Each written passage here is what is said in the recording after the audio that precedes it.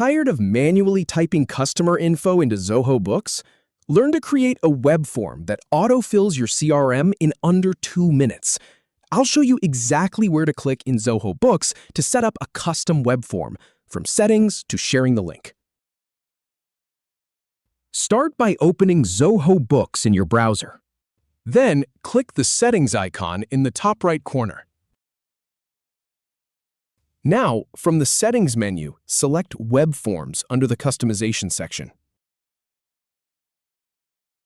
Click the New Web Form button to begin creating a new form.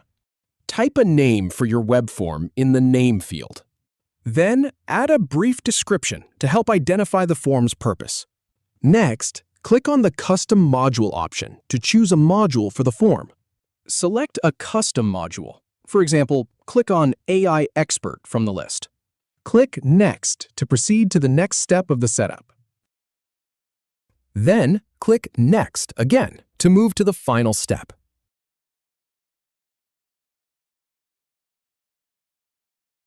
Click Save to store your web form configuration.